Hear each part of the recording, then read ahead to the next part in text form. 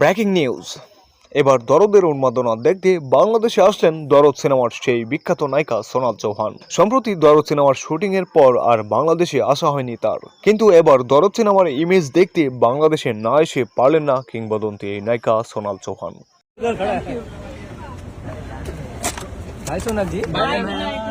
তাছাড়া দরদ সিনেমায় দর্শক প্রবণতা যেন বেড়েই চলেছে। দরদ মুক্তির তৃতীয় দিনেও হাউসফুল যাচ্ছে দরদ সিনেমাটি। জানা যায় শাকিব খানের সকল সিনেমাকে হার মানাতে চলেছে এই সিনেমা, যেখানে দেখতে পারবেন বউয়ের জন্য শাকিব খান সবকিছুই করতে পারে।